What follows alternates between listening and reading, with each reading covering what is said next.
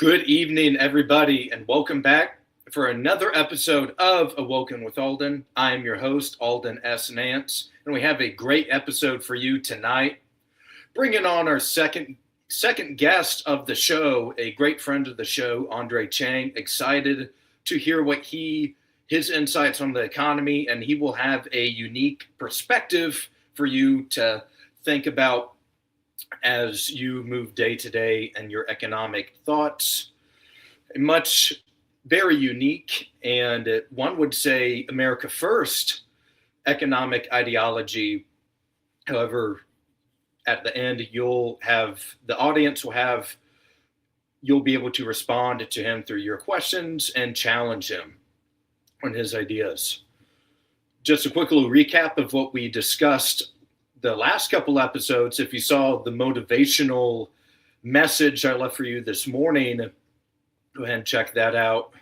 Urged everyone to fight for Western civilization and our principles that makes us uniquely American. Going to yesterday's episode, I showcased the Trump administration's excellent idea to pull out of 66, called the Exit 66. 66, half of the organizations were directly tied with the United Nations, and the other half had severe ties to the United Nations. Many of them were a waste of money, not relevant in today's current age, particularly with the foreign policy matters. So go ahead and check that out if you haven't already. Have a couple topics other than the economy I want to get with you tonight. Want to touch up on Iran once again, at major escalation and tensions inside the Islamic Republic, and the response from President Trump and the admin. We will also talk a little bit about our main topic for tonight is the economy and the free market system. All right, we have a comment come through. Let's see. We have at Lily M 1082. The office says hi. Hello, Lily M 1082. How are you doing?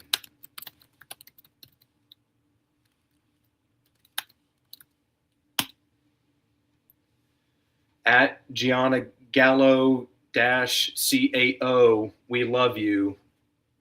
Hands up emoji. We love you too, Gianna. Thank you for tuning in to tonight's show. We appreciate your support as we awaken more minds into this mass awakening. Alrighty, so one thing before Iran, want to shout out the Indiana Hoosiers on a relatively easy college football playoff run they have achieved thus far, clobbering the Alabama Crimson Tide, sending them back in a high tide for the offseason. And the Oregon Ducks did some duck hunting on the Rose Bowl, I believe, or the Chick-fil-A Tostitos Bowl. Unsure, there's too many to keep track of nowadays. However, they will face the Miami Hurricanes this upcoming Monday, December the 19th. We are excited and rooting for a Hoosier victory. Congratulations to Coach Signetti on a wonderful season. They are now 15-0. See if they can go 16-0. Okay, with that out of the way, want to get into Iran, what has happened the past couple of days. We got at RDD42. Hey, that's a common, a recurring guest now. Thank you, RDD42, for your comment and support. Okay, so getting into Iran here, we see today the president of the United States get some reassurance that he has heard from somewhere in the regime, the Iranian regime, that the killings have at least ceased for the moment. The numbers on how many protesters have been killed are kind of up in the air. It's tough to tell because Iran, they cut their media last week. I was on the phone with a friend last night. He works at works at a gym, and one of the guests had to step out. One of the people he trains had to step out for a few moments because for the first time in several days, that person lived inside Iran and finally got cell service back and was able to call the person working out. So it's really tough to tell right now. It's a big information war online when it comes to the conflict. And about 35 minutes ago, or maybe a little longer, is that Iranian airspace has been completely shut down. No flights, similar to, and this was Iranian backed and ordered this time, but similar to when the president said no more flights out of Venezuela. And we know what happened a week or so later with Nicolas Maduro being dragged out of bed in his nightgown, was kidnapped by the United States. So the Iranians, they're preparing for something coming. We know what happened last June, the attacks against the nuclear facilities. So this isn't their first rodeo. The regime is fairly unstable with these protests going on. However, they have seemed to been quelled for the time being. Another comment at Ronwin Nance. Good evening. Good evening, Ronwin. Thank you for tuning in tonight and your support. Happy to have you on the stream. Okay, so now why is Iran doing this? That's the question. Who benefits and why? And what does the regime have to do to stay in power? We know by now the Iranian regime, it's not built to thrive, it's built to survive. As long as the regime can continue surviving day by day, they'll be fine. And what are some of the risks with that if they can't? If they can't pay the IRGC anymore, if the Ayatollah can't foot the bill for the IRGC or other top regime actors, if their missile defense capability program, their system, if that gets attacked, that leaves them up to a lot of vulnerabilities and attacks. They won't be able to defend themselves at the moment.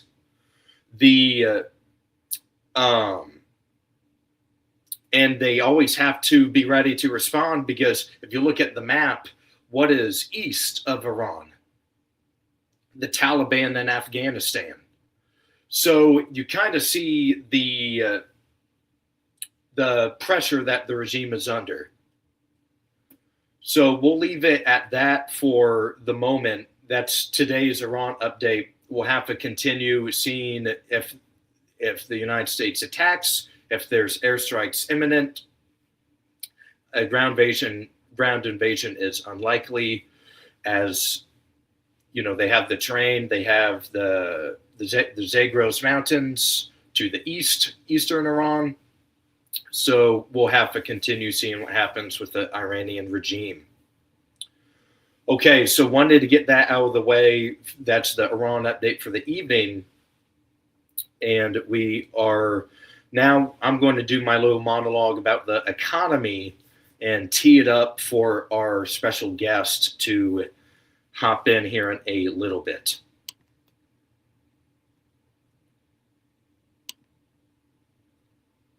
Okay, wonderful. Here, I don't think that's in the way. Okay, great. Free markets. What do we mean by free markets, right? When someone says, what's the, America has free markets, it's a free market capitalist society. What does that actually mean? It means that you and I have a business, you have a business. I can walk into your store, you set the price, I purchase the good, etc. We move on with their day. That's a very basic definition.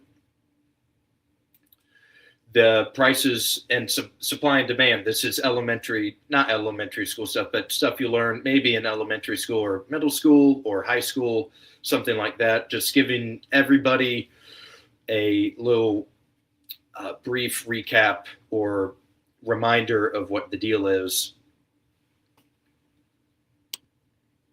And what is true economic freedom? When someone says, I need to hit my sports parlay so I can have financial freedom, is that the same thing? Well, kind of. You might be your personal financial situation might be set, but what's economic freedom for the business owner, for the consumer, for your private self, even to invest in the stock market without any hashbacks? You can invest in whichever and whoever you want, whether that's a sport team or AT&T or Apple, etc. And you can do deals with whoever you choose. Now there is the monopoly question, something that we've talked about on the show before, and I'm sure you hear a lot, is home ownership availability for younger people. The prices for homes have skyrocketed, particularly since COVID, but even before that, they were still rising. So is there, like it's BlackRock, is that becoming a monopoly? And we'll talk about the president's Truth Social post a little later when it comes to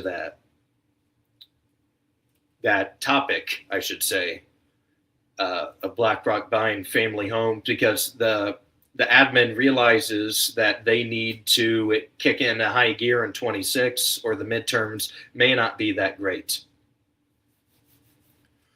So market concentration replaces competition. You play the board game Monopoly with your mom and siblings as a young child, and eventually it takes like 4 hours to play the game. I don't know if anyone's really ever finished a game of Monopoly.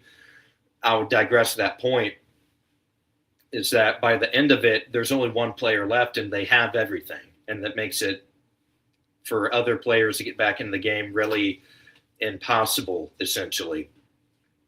Barriers to entry, they harden, they get harder over time for this. As I was just mentioning in the board game, if you're down to Seaside Shores for $200 rent, you're going to get beat out by Perfect Plaza for $5,000 rent in the game. I don't know.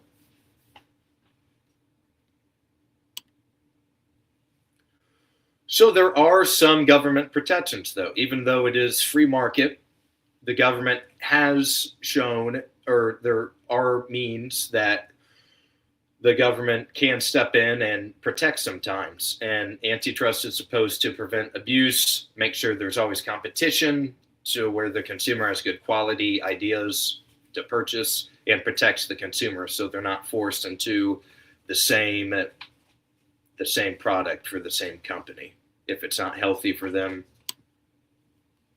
So here's the government power and what the markets. Sweeping regulation will steer the industry a good chunk of the time. The below the surface rules really decide where everything is going, exchanging back and forth. Now there are the bailouts, and we'll discuss bailouts here shortly.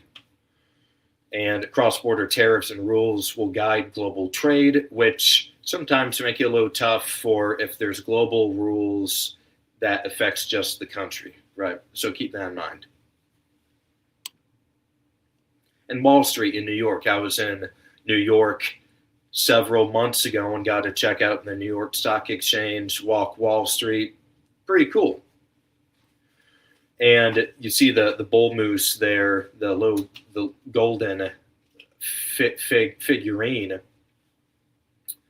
And the venture capital will take larger risks, right? We saw with the 2008 crisis, especially if they believe they could get bailed out, they really have no they don't have as much responsibility, and political sway will often shape a lot of the outcomes Wall Street profits from, and it regulates itself. So here's something pretty recently wanted to get into you tonight with. So we heard, a couple months ago, founder of Oracle, Larry Ellison, bought TikTok from the Chinese company, or the Chinese stock, the investors, etc. And he bought TikTok. And the next deal for the media empire is this situation that I present you.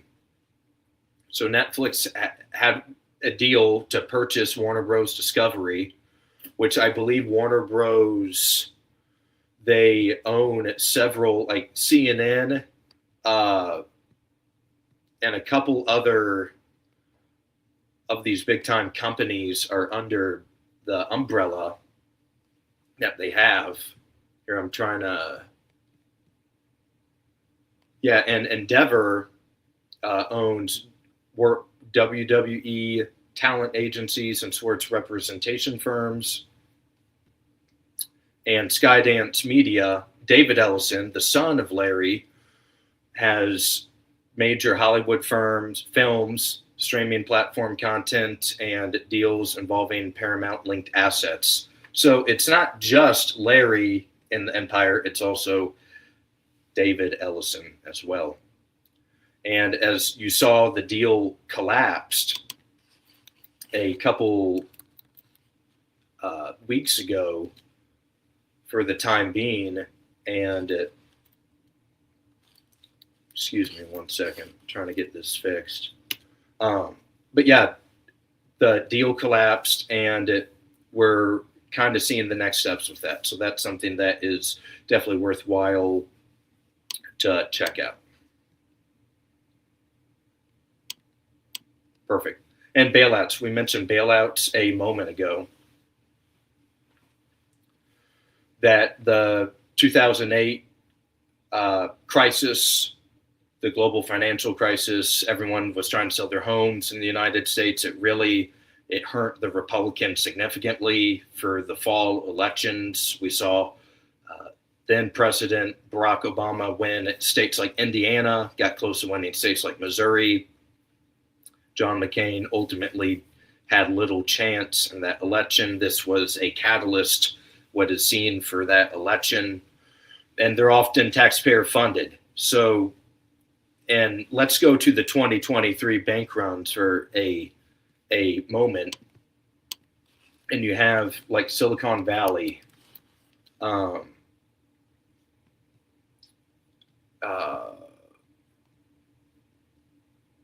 Signature Bank and First Republic Bank all take a collapsement in the sense that the panic spread from Silicon Valley Bank kind of set a little bit of a domino effect for those two smaller companies, or two smaller banks, I should say, rather. And it was taxpayer bought out again. So next time, and something that for younger people, no matter where you are on the political spectrum, you probably went to college. It's probably the most educated generation in a long time, if not ever, in the United States. And there's not enough money for the student loan bailouts, which that would have helped us. But when there's something wrong with the banks or another industry, there's always taxpayer money for that, or there's taxpayer money for foreign conflicts that nobody voted for either. So who really benefits from this mass regulation? Incumbent firms with scale. The compliance costs are fixed and large corporations absorb them, while smaller competitors usually they're squeezed out of the market. The big industries, like if you worked on Capitol, if you're a friend of mine in DC, you probably worked on Cap Hill or in the federal government or something like that. You start to recognize the lobbyists that come in frequently in your congressional office or the think tank you work at, or the agency, wherever it is, you start recognizing these faces, and the not consumers or workers by default benefits you typically flow downward when regulation is scoped and even enforced evenly. And so let's get into the president's recent comments about government intervention with these economic indicators. The president announced the 10% cap on credit card interest rates as consumer relief. Because so here's kind of the two big sides with that. You're going to have one side say it's going to people that are low in credit or bad in credit are just simply not going to be able to get credit cards anymore, or the benefits provided by credit cards. Let's say it's every X amount of dollars you spend, you get like an airline mile. Maybe that airline mile is half of an airline mile or a tenth of an airline mile. So there might be less risk taken by the companies. However, some say, well, it might be protecting these bad investors or these bad people. Not that they're horrible people, but maybe they're not smart with their money, or they're mindless with their money, or careless with their cash or their credit cards, and just spend a bunch of money. So there's both ways to look at it. It really comes down to if you think the government should be involved in this situation. Truly, something we have seen, and it's been a populist on both sides. You have people like Warren and Hawley, for example, teaming up on something like this, or at least agreeing, I should say, rather. And there is some immediate backlash from the banks and Bill Ackman from this move.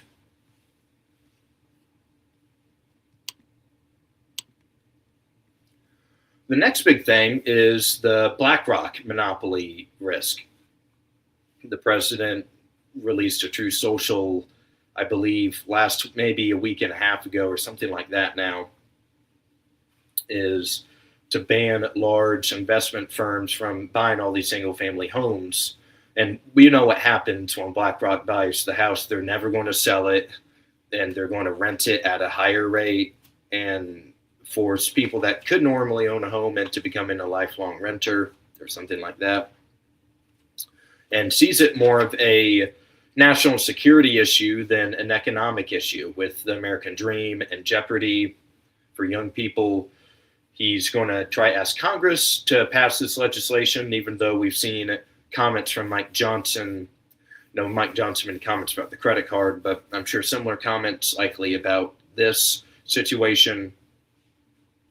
So this is something else we'll also have to see. We'll see if it's just a True Social post, or we'll see if they introduce something, or get someone like Hawley to introduce it, or even try. I believe the reporting through the Hill indicated that he phoned Elizabeth Warren asking, what can I do about this? And she said, you got to just simply try to use your leverage as president. So especially just think a decade ago, it was the nickname was Pocahontas, and now they're teaming up on trying to stop BlackRock. So crazy world that we live in. So, however, wanting to take a brief pause with the presentation and bring on and introduce to everybody our second guest, Andre Chang. Welcome, sir. Thank you for hello joining. Yeah, it's my absolute pleasure. Absolutely. And Andre, please tell our viewers a little bit about yourself and why you have become Awoken.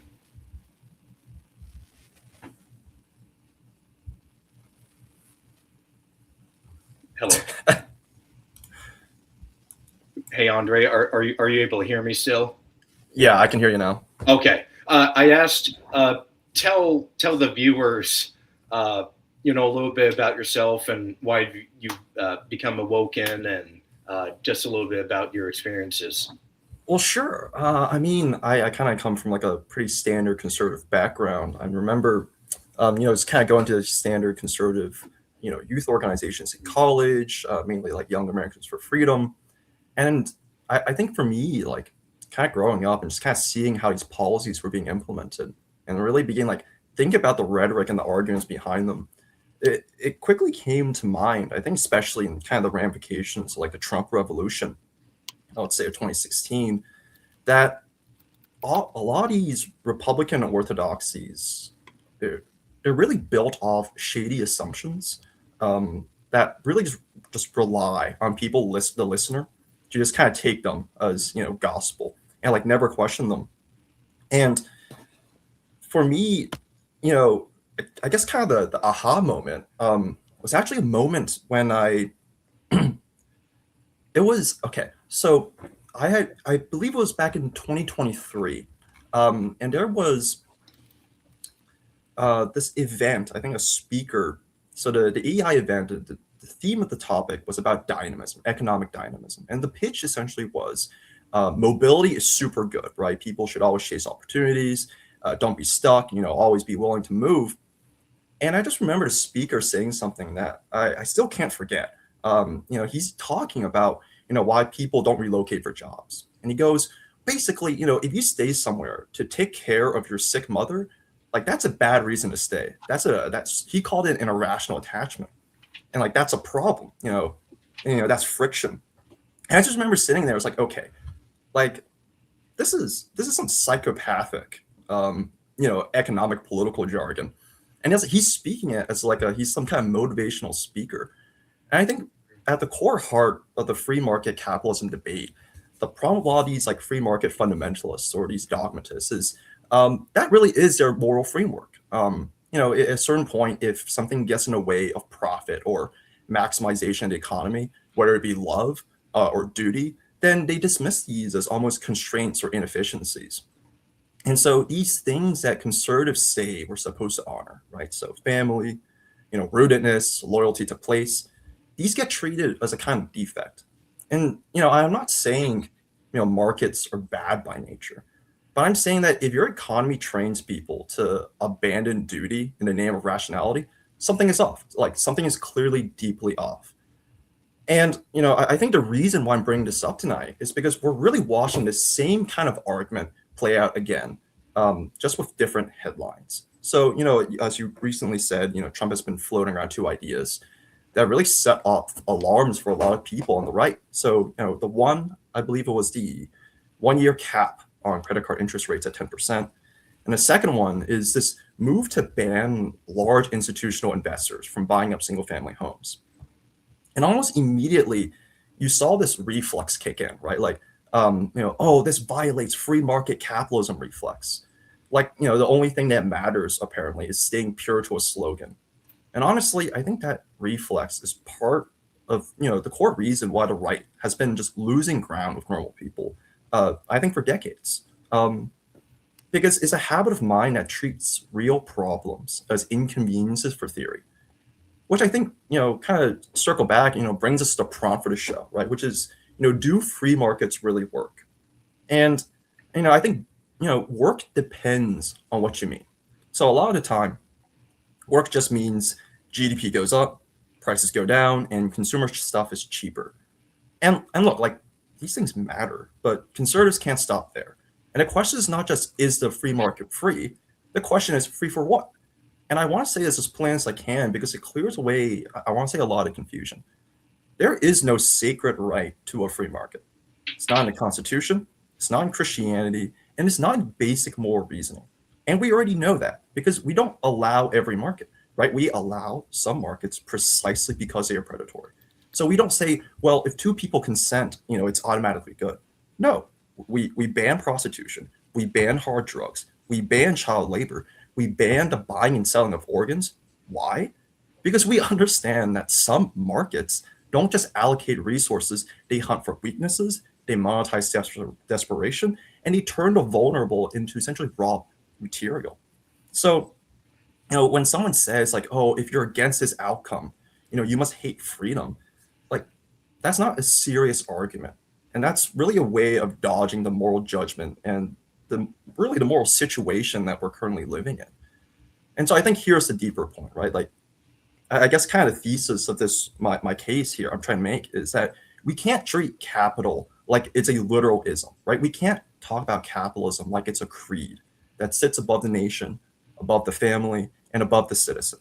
So if you force the American statesman to choose, the answer should be simple, right? Americanism first, right? Not any other Americanism, not any other ism, not a theory, not some other label, not some catechism of abstractions.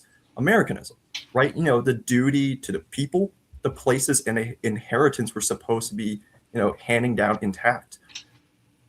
And I suppose that's really the thesis I'm advancing tonight. And so I'd like to, with your permission, we can kind of dig deeper into it, into, the conservative case. I think really against the orthodoxies we've held regarding free markets.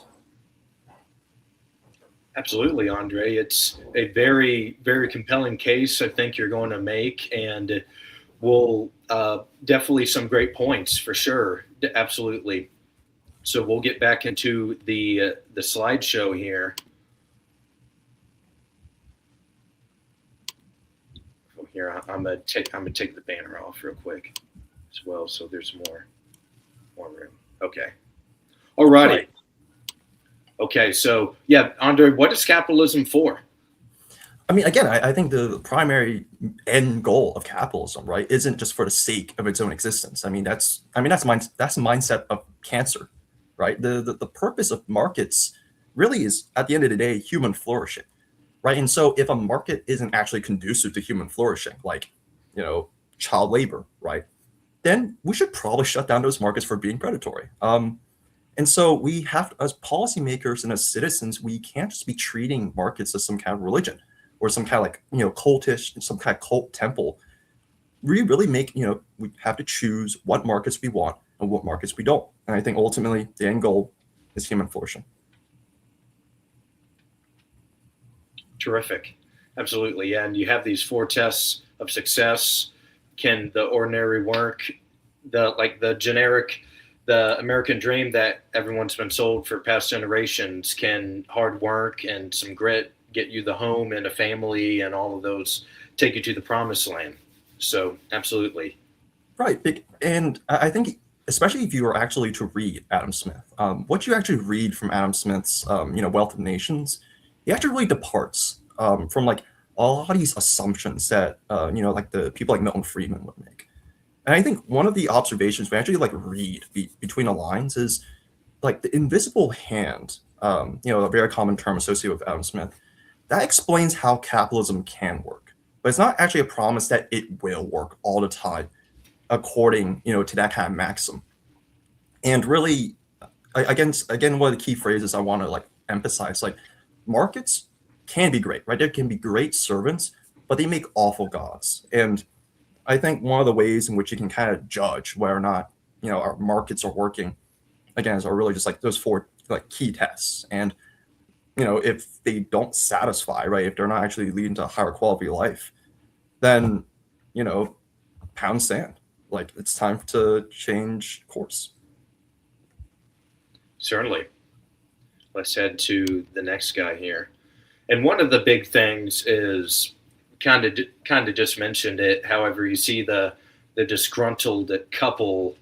You see in all those commercials growing up. They're all on Fox News. They're all everywhere. It's the family. They're throwing the paper behind them. The bills are stacking up. The car payment's late. The kid's dental. The kid just lost a tooth. That's a $2,000 bill, right? All of this stuff piles up, and if families cannot be formed due to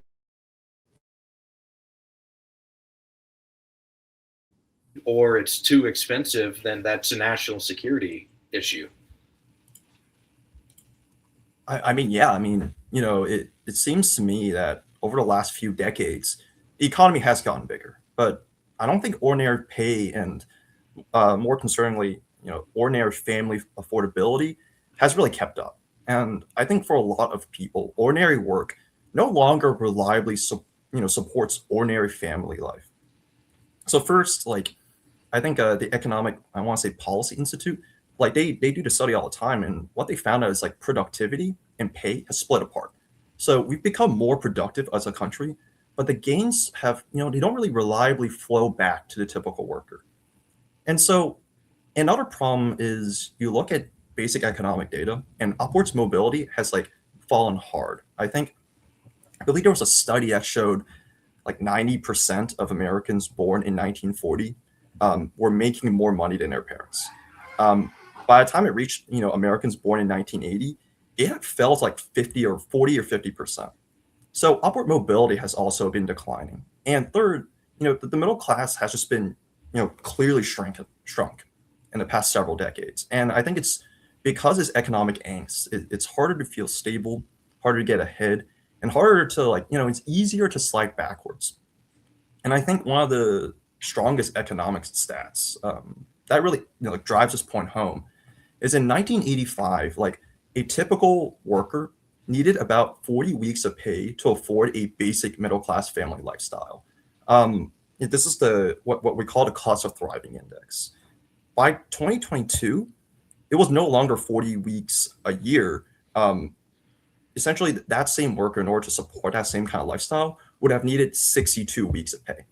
I think that's really the whole story in one sentence, right? It's an impossible squeeze of 62 weeks worth of pay into a 52-week year. So, what's the impact, right? Like, why is this not just some, economics trivia? Well, the problem is because when the family wage breaks down, family formation just quickly becomes a gamble, right? So people delay marriage, they delay kids, they postpone caregiving, they move away, from grandparents and cousins or churches, because the only way to keep your head above water is to chase the next job in the next zip code. And I think that really loops right back to my opening story, because now it's not just, some AEI speaker making, this, I think a psychopathic comment. It really becomes the logic of the system, right? So caregiving and rootedness start getting treated like a luxury. And I just don't think that's a winning argument, I think, for a lot of these proponents for free markets. Certainly, and lots of people our age are going through this problem as we speak. Right, DC is a unique city in the sense that lots of people are mainly career focused out here, and that's fine. But it's not just in DC; it's in all of these cities and around the country as well. So, Right, and another thing is, when it comes to DC, people choose to come to DC. The problem is for large swaths of Americans, realistically, I don't think they really do have that choice. And so it's not really a matter of, you can choose to be dynamic. The problem with at least the current way in which our capitalistic system has been set up is that everyone is kind of forced to play this rat race. And I don't think that's actually conducive to the quality of life of most Americans. absolutely. And we will head to the next guy here. And of course, the free trade dogma hollowed out place. The hyper globalization is the policy, and we've seen it through mass immigration, legal and illegal opportunities shrink for native born citizens. Right. And I think in many ways this is one of the great tragedies, I would say, of the 21st century. Because hyperglobalization, I don't think was as inevitable as some economists like to put it. I really do think it was policy. And I think it really did two things that really weakened the country's ability to make and build. So I think the cleanest ways to really see this is, I think, really just China shock evidence, right? So once we start seeing this rising import competition from China, it didn't just reshuffle jobs nationally, because what we were essentially dealing with was we were going to start competing with a country that relies on de facto slave labor. Well, what exactly does competition with slave labor entail? It was like a total race to the bottom. And so it crippled, specific, local labor markets, commuting zones, and it just completely raised unemployment, lowered labor force participation, and essentially depressed earnings in the places pretty much most exposed. And I think the follow-on work really emphasizes what everyone with common sense already knows, right? Which is these places didn't really bounce back in a clean V shape. I mean, that was essentially the propaganda of free trade, right? It's like, you lose some jobs, but you get some better ones. And a lot of people were willing to say, yeah, we lost those jobs, but no one really paid attention as to whether or not we were actually getting jobs back. And so the problem is like, again, like once you had entire communities hollowed out by this rampant, quick acceleration into deindustrialization, there were entire swaths of America where there were realistic no economic opportunities. And I guess someone can always jump in here and say, sure, but people can move. But and I think this is where conservatives need to have a backbone, right? Which is, just move isn't a policy. It's abandonment. It's telling a whole community, your place doesn't matter. Your roots don't matter. Go be a free agent, in somebody else's economy. And I think in a lot of places, the story doesn't really end for lower wage. It often ends with funerals. And I think there's serious research linking large trade shocks and deindustrialization to deaths of despair, including fatal overdoses. So when people treat deindustrialization as some like tidy adjustment or market, resetting back to an equilibrium, I just want to say no, right? Like this is a social, and I think this was quite shocking. So the CDC reports that the age-adjusted U.S. overdose rate was 32.6 per 100,000 in 2022. In Russia, shortly after the collapse of the Soviet Union. So textbook example of a collapsed society, like a failed state, right? In 2000, the alcohol-related deaths during that time, right, in the year 2000, was like also in the mid-30s. So we've actually gotten to a point where, like, thanks to deindustrialization, the rate in which there are deaths of despair caused by drug overdoses is actually comparable to the rate of alcohol-related deaths, in the midst of the fall of the Soviet Union. And I think that's really the neighborhood we're in, right? So we really do have a national mortality crisis, and we can't just be dismissing these this real human tragedy is like nostalgia or vibes or people being irrationally attached. I think ultimately this is like real human wreckage. Make a great point. And you see, like McDowell County in West Virginia, one in Gary, Indiana, even for example, these used to be steel towns, now hollowed out. Gary, the population abandoned the area so quickly they didn't even bother changing signage or properly destructing schools or buildings because it was so quick. And in America, your heritage matters, your ancestors matter, where the local business, whether it was a sandwich shop or a dry cleaner or whatever, that means a lot to your family. It's been in your family for generations, and you shouldn't just have to abandon that for, to your point, become a free agent in another zip code or something like that. Well, yeah, I mean, in many ways, I think free trade and free markets have really turned everyone into like indentured servants. But at least indentured servants had like a home they could reliably come back to. Um, in many ways, I think free market capitalism has destroyed even that level of assurance. Certainly. And we have a couple comments from an audience member at GMoney for EVA 2024.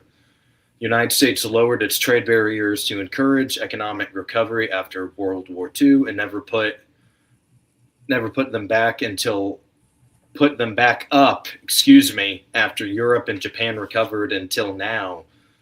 Second comment, after they recovered, they began taking advantage of us. So just the thing is, right, it's like they really weren't able to take advantage of our lower trade barriers, in the immediate aftermath of World War II. And I mean, if you just think about it from some common sense, like we were pretty much the only industrialized country that was not bombed back into the Stone Age. So I think if anything, that's a pretty sweeping, I think, condemnation of free trade, right? Which is the moment these countries were no longer rubble, immediately free trade started backfiring, right? I think really this was a major narrative in the 1980s. Even like Reagan was acknowledging like Japanese automobile manufacturing was like just destroying America.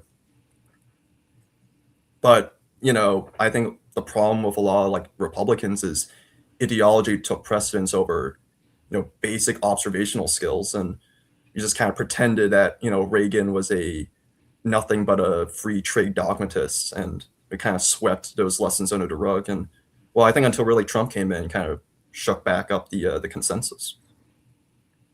Well, certainly. And we'll head to the third ideal: the financialization turn markets into extradition or extraction, excuse me. And yeah, capital, it shifted from investment into leverage and payouts. Well, yeah, I mean, because even with like with deindustrialization and with this hyper globalization, like once a town is hollowed out and jobs leave, like capital doesn't just disappear; it really comes back as rent. And I think the claim is simple, right? The system increasingly rewards extraction. So you have fees, interest rates, payouts, asset churn, more than it actually rewards building and investing. And I think families are the ones paying for it. And I think a good way in which you can kind of like finger in the air realize is more or less true is like most of these people who are graduating like as business majors, right, or getting MBAs, what are they normally going into? They're not going into fields of entrepreneurship, right? They're not going into actually starting new businesses. They're all doing the exact same thing, right? Which is always consultants and finance. And I think that's not a side of an actually healthy and productive economy, right? Um, so let me start with a term, right, that people hear, but don't always have to find. So there in finance, there's a thing called a stock buyback. And what a stock buyback is when a company uses its cash to repurchase its own shares. So it reduces the number of shares outstanding, which in turn kind of like boosts earnings per share and just kind of like almost artificially inflates the stock price without actually building like a new factory, right? Or raising wages or expanding production. And I think here's why people find it horrifying. So in a country where families feel squeezed, right, and towns feel hollowed out, what we're essentially watching is huge sums go into buybacks, which feels like leadership choosing the stock ticker over the nation's capacity to build. And I think it's really an economy announcing, we would rather shrink the share count than grow the future. And you look at the data, you can do this on your own, but it's like every year we're actually reaching new highs of the number of dollars that are going into these like stock buyback programs. And I don't think buybacks are automatically immoral, but I think the pattern matters, right? So, when returning cash to Wall Street becomes like the dominant habit of mind, I think it tells you something about the economy's center of gravity. Are we, building capacity, or are we just kind of managing a stock price? And I think it's quite concerning. Certainly. Great points there, Andre. Okay, let's head to the next guy.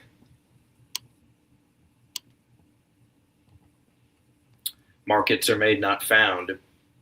And we've been kind of touching on this a little. And you mentioned this, the invisible hand, earlier. Right. I mean, so pretty much like neoliberals, I think Hayek makes the argument that markets are essentially products of what he calls spontaneous order. So the idea that there's no, in classical politics, in classical philosophy, there's a term called the nomos thetes, right, the lawgiver. And Hayek essentially argues that markets kind of like naturally arise with really no clear structure from above. Sociologically, I don't think he's even correct, right? This kind of like narrative we see in some economic textbooks that barter came first, and then after barter came money. When you actually look at history, that has never been the case. Money has always pre-existed the idea of transfer of goods and services. At least in this idealized barter system. And I think the history actually shows no, like markets do have lawgivers, right? They have always been structured. And I think that's really what kind of goes back to like I think the heart of this debate or this disagreement between these free marketers versus Trump, right? Because the real fight is not market versus government. The real fight is who writes the rules that shape the market, and what are those rules for, right? Because there's no such thing as a market floating in space. There's always law, right? There's always enforcement, and there's always going to be institutions. So if policymakers pretend that they have like no hand on the wheel, if they say, oh, we're neutral, we're hands off, that doesn't mean nobody is steering. It just means someone else is. And so usually it's the people with the most leverage, right? So with the most lawyers and the least attachment to any particular community. I mean, just like look at workforce attachment. So for decades, like the line was just move or just retrain. But like detachment is real and people have fallen out of the labor force and they don't really snap back in. And you can't really govern a nation like this on slogans. So again, I feel like this is kind of true for most markets, right? You look at housing, for example,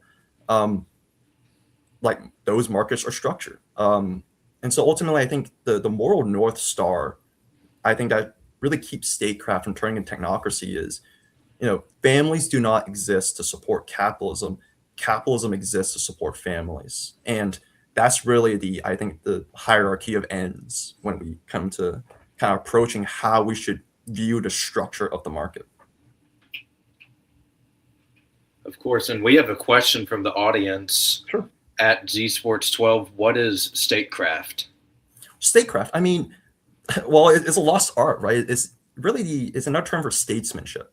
It's the idea that lawmakers and legislators, they don't exist to simply just keep a seat warm. They're meant to actually push forward political action in the defense of the natural right. And the natural right is really, what is the particular stance or the particular action in the light of, prudence and practical wisdom on how to essentially advance the common good and the national interest. Yeah, I mean, that's a great question. I think it's a lost art. Great. Hopefully that answered your question at ZSports12. Like based Andre. Okay, we got at William Lewis 2383, based Andre hitting them with the straight facts. All right. Well, I mean, right. Yeah. Because I mean, if you accept Marx require governance, like really the question is like who governs and towards what end. And you can try to have everyone's hands off the steering wheel, but that kind of just crashes the car. That's not really like freedom or liberation for anyone. So. Absolutely. Okay, let's head it. I believe we got another guy here. Yes, and something that I'm sure that you've been kind of hinting at all night is that the right wing, we need a lead on this issue, and that the libertarians and the left are not serious about this. Well, yeah, I mean, we just covered all these problems. I don't think libertarians actually think there is a problem. So when I first came to Washington, I actually was a very interesting living situation. So I had this roommate who was like a total leftist, right? Like she's like, 7 days in a pro-Hamas, Palestinian encampment on her college campus. And I had this, yeah, well, she was an entertaining person. I'll give her that. And there was this other roommate, which is like this intern for the Cato Institute. And like, the man just genuinely, I remember asking him, it's like, do you think government should prioritize the well-being of their own citizens? And he says no. And I was like, well, I guess there's that, right? There's really no more room for debate. Like, if we're not even willing to agree on these fundamental principles. So, like, I think just patently speaking, like, if libertarians don't think there's a problem, then there's no way they can actually lead the way towards actually building a solution. And, the problem with the left is, when they try, they almost always only resort to essentially bureaucracy, cultural ideology, and also just alliances with concentrated institutional power. And I think the result is what, I think people call woke capital, right? So it's really concentrated corporate power paired with the ideological enforcement from the left. And I think that the bottom line, like why the left can't actually, deliver on this issue is because they're total degenerates. And I'm not even saying that as like a throwaway insult. I mean, like, I made it as a judgment, like what they normalize, what they celebrate, and what they impose. And a side that treats, the mutilation of children as health, right? The industrial slaughter of the unborn as healthcare. And, that elevates officials who talk, like home ownership itself as a weapon of white supremacy, which is, a quote from a person recently, hired by the Zoran Mamdani administration. Like, these people cannot be allowed to set the terms for what a healthy economy even means. So yeah, I mean, say it plainly, I think any reform of capitalism that actually benefits the American worker, that restores family formation, that rebuilds towns and production, can really only come from the right. The libertarian won't do it, and the leftist can't be trusted to do it. And I think this is a point I usually raise with some of my friends is the free market dogmatism on the right, historically, I would argue, has actually made the woke capital problem even worse. And I think the reason is pretty simple. It's essentially game theory. Uh, my narrative or my argument would be that corporate America learned, especially in the modern era, that neutrality doesn't function the way it used to.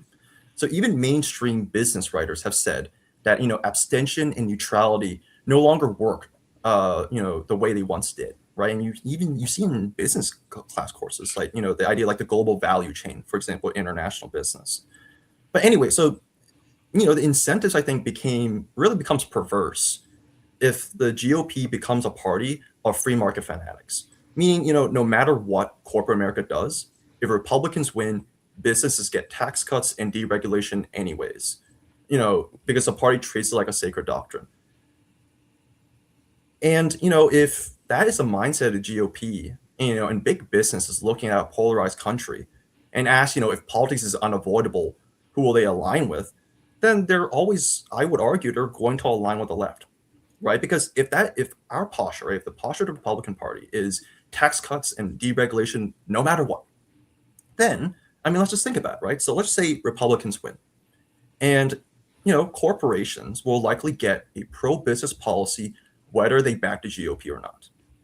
But if Democrats win and corporations visibly backed the GOP, then the downside risk is enormous, right? Like for them, like you're going to face regulatory retaliation, they're going to face investigations, they're going to face lawsuits, and they're going to face like essentially reputational assaults. So I mean, if the right signals will deliver for capital regardless, then like capital rationally hedges left, right? Not because CEOs are they genuinely buy into wokeism, but because they prefer a strategy that minimizes risk and maximizes leverage. And I think you kind of see this in the money. I think McKinsey, they actually came out with a consulting report, and I hate consultants, but it's quite nice that they release this information. They analyze racial equity commitments from essentially Fortune 1000, and they found that these companies essentially donated $340 billion towards racial equity initiatives between May of 2020 and October of 2022. So like the corporations, they're putting their money where their mouth is, right? They're essentially subsidizing our political enemies, and I think that's a problem, right? If the right refuses to actually govern capital, capital doesn't actually become neutral; it becomes political, and it will pick the side that can hurt it. Which means I think this free market purist approach on the right ends up underwriting the very regime they claim to hate, right? Which is concentrated corporate power paired with progressive ideological enforcement. And so I think the conclusion is clean, right? The libertarians won't govern, and the left governs with ideology and spite. And free market dogmatism creates incentives for corporate America to drift left as a defensive posture. So if conservatives have to govern deliberately, then it has to be done, toward family, toward community, and national interests. And I think they have to be willing to discipline capital when capital becomes a rival power center. Right, and you bring up a good point about the big corporations and the companies. Like, remember when Dobbs got overturned, or the Dobbs decision came out in the Supreme Court? They were flying. Immediately, you saw after all these companies were paying for flights for women to get abortions that were in red states, moving a blue state, going to a blue state for an abortion and stuff like that. So these big companies tend to go to the left, and even for immigration policy and stuff like that as well.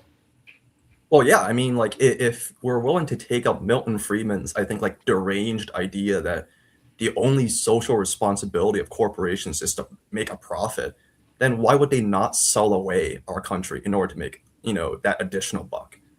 I don't even blame them if like that is their only social responsibility. Yeah, good point. Yeah, they have no incentive really to look out.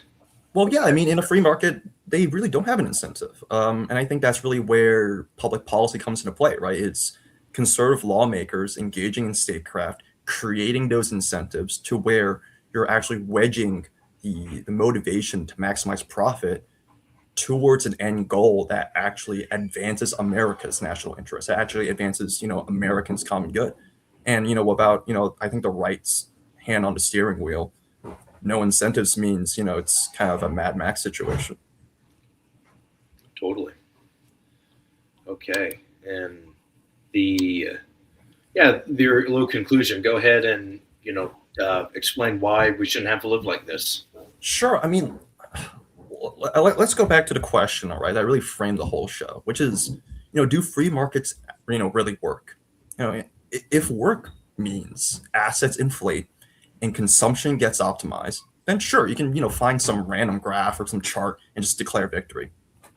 But if work means what conservatives, should mean, a family wage, stable communities, productive investment, and, something that at least approximates the national interest, then the neoliberal consensus has failed on, I would say, all terms.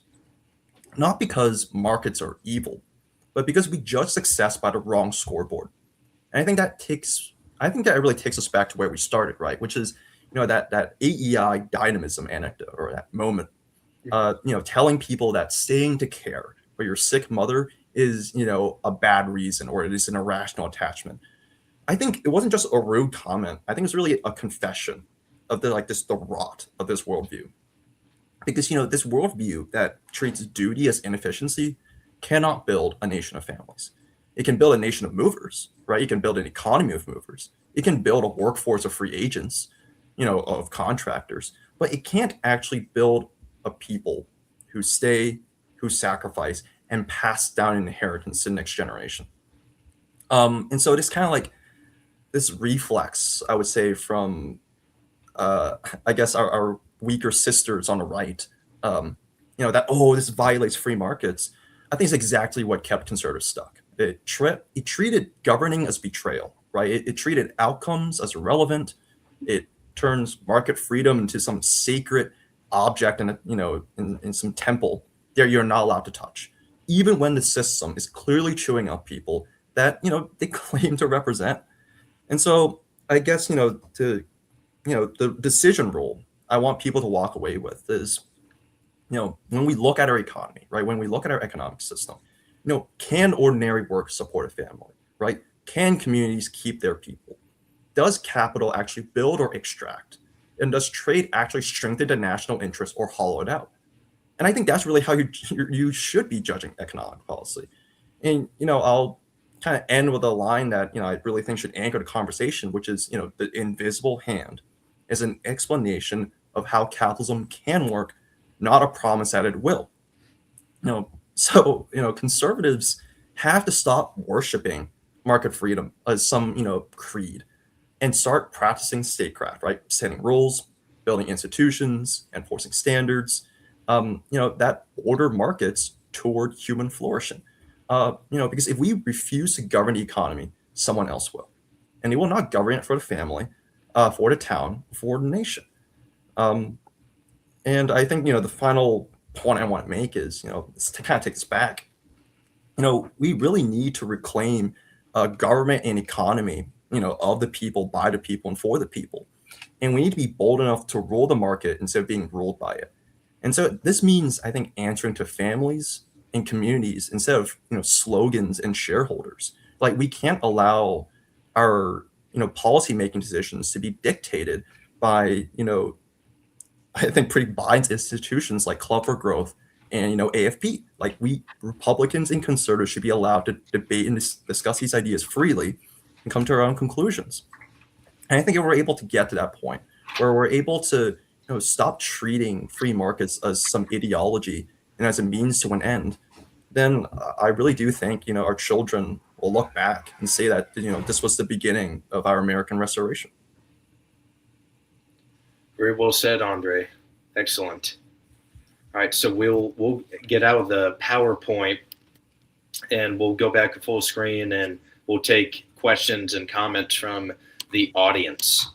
Sounds great. We have a comment from @Daniel Ocon at 220. Always great takes, Andre. @ZSports12, dude, I always you're do. literally so smart. I have no idea what you're saying. And then @James Read, my guy. 6468, based as always, Andre. So you got some good fans behind you in the audience this evening. Well, because I'm based, and these, free market shills for, big corporate America, they're cringe. They should, we should ratio max them. I don't know. Have you swinging with the ratio maxing? All right. Yeah, well, it's either that or looks maxing, right? Yeah, it's got to be one of the two. Yeah, gotta pick a struggle. Yeah, pick one. That's awesome. So yeah, if anyone in the chat has any questions, please submit them to the chat @Gianna Gallo -C Ado Bofa BOFA in caps. Ligma. I agree, Gianna. And then @ZSports12, UK just won on a buzzer beater. Good. Congratulations to UK. Yeah, I can't really brag about, University of South Carolina sports team. Well, I guess our women's basketball team. Although I think the last time I heard about them was like some player got arrested for kidnapping. So Yikes. I guess I can brag about, I don't know any other school team that has that kind of a amazing reputation. Yeah, was she on the Delta Force with Captain Nicolas Maduro? Do you know? Maybe. Who knows? The power of University of South Carolina will continue to astound me. Definitely. We have a couple questions coming in @Lily M1082. What's your favorite Yo Mama joke?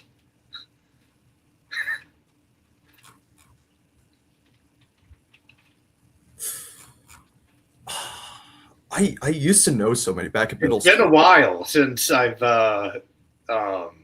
had to think of one. The problem is I actually used to memorize a lot, but then I had to delete some to make room in my memory for Chuck Norris jokes.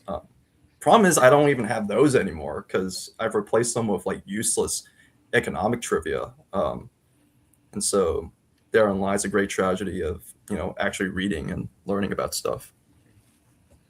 Totally. I can't really remember mine, but mine might have been Yo Mama's so fat she fell through the car or something. I don't know. It was always like overweight jokes that got me a laugh. Okay, so question from Gianna Gallo. What about purple makes purple so special, Aulden?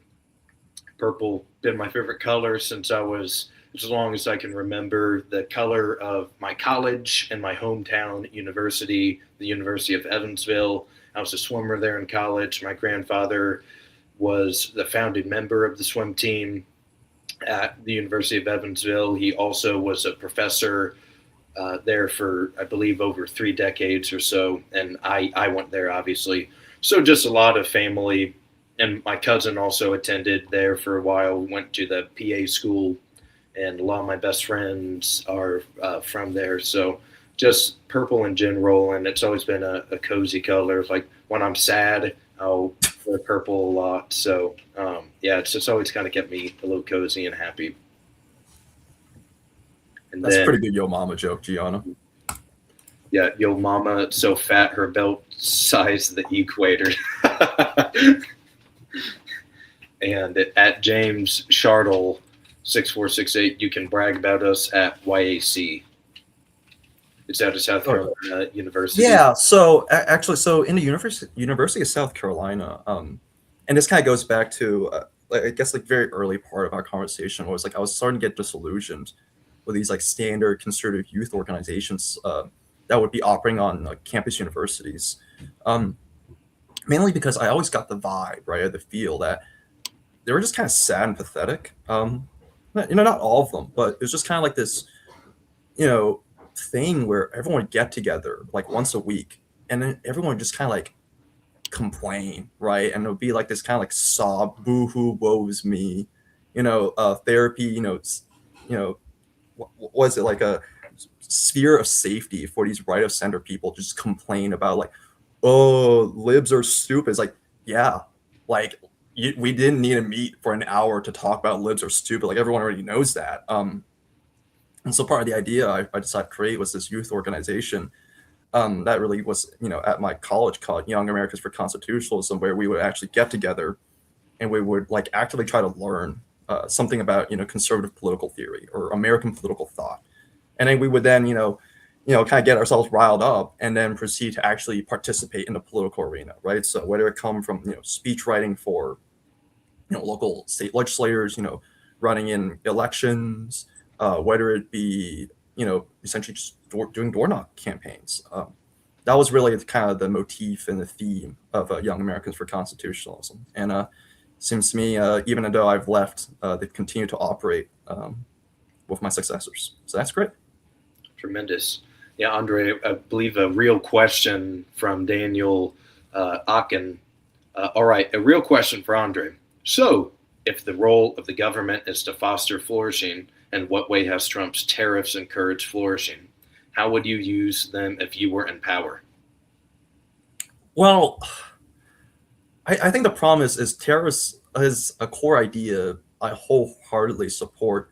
I think the problem is like the Trump administration coming into, power was just a massive coalition of various disparate interest groups, right? So the problem is no one actually agreed on what the point of tariffs was. And what we saw was a completely, I would say, mostly incoherent tariff strategy, right? So you had some people whose argument was tariffs are there to raise revenue. There were those people who say, the goal of tariffs was to essentially reindustrialize America. And then you had the free traders who wormed their way into government, which annoys the frick out of me that they're Cato people currently in the Trump admin. But their idea was, we're going to use tariffs as some negotiation strategy to get more free trade, whatever that means. And the problem is, I think, because the Trump MAGA movement was such a massive coalition, I think Trump tried to do all three. And it turns out everything more or less floundered. I don't think the economy dealt with the shock too well. And so ultimately, I don't think it was actually that effective in actually cultivating human flourishing. But I would be very much open to the idea of, like a flat 10% tariff rate across the board. And maybe a specific, escalatory tariff strategy, mainly to target against China. And, paired with that would probably be some kind of industrial policy. I think, for example, like the CHIPS Act, which, I understand it gets a bad rap because, Democrats are involved in it. And there are some provisions that are just kind of like lib and annoying. But, if you were to remove some of the Democrat, propaganda and some of the more lib elements of the CHIP Act, I feel like that's actually a great template for future industrial policy where I would say you pair it with tariffs to kind of protect American manufacturing and also like utilize government funds for R&D and for, internal improvements. And one of those could be, manufacturing computer chips. So I guess that would be my real answer to your real question, Dan.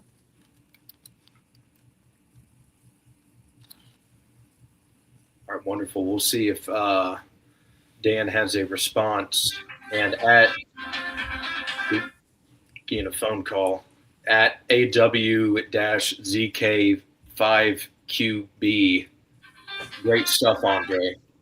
Thank you. Yep. Amazing. Well, I'll leave it open for another minute or so, see if there's any more questions wanting to kind of start wrapping things up. We had a terrific audience tonight. Just wanting to remind, if it's your first time on the channel, please subscribe so we can continue doing more of these. Seemed like very fun, fun evening with a lot of friends and our low DC community getting together for a fun low evening and a real mature discussion about the economy and the future of the conservative movement in the United States, where the party and the movement should head. Absolutely. Yeah, but I mean, I think ultimately the bottom line is it's time to actually address the elephant in the room. Free markets sounded great in the 80s. Turns out a lot of the promises didn't really materialize. And I think what's the Einstein's definition of insanity? Doing the same thing over and over again. Same thing over and over and expecting different results. Right. So, I feel like there's enough insane people already with the Democrats. We don't really need to emulate their strategies. So I feel like it's, time for us to reconsider course. Tracking. And that may be the case. We'll see. We have primary elections that will be happening over the next 6 to 7 months and beyond. And then the general election this November for the all 435 House seats are due up, and around a third of the Senate. So we will definitely be keeping track on that and see if there's any candidates that might be a little sympathetic to Andre's views and maybe break from the GOP mainstream on this. So yeah. I mean, I think there's currently signs that to a certain degree, my ideas have gotten at least some traction in the GOP. I think Josh Hawley is probably one of the stronger senators right now on this issue. I think J.D. Vance and Marco Rubio, I think are, strong indicators that the GOP is finally willing to, I think, just confront the economic reality that we're in.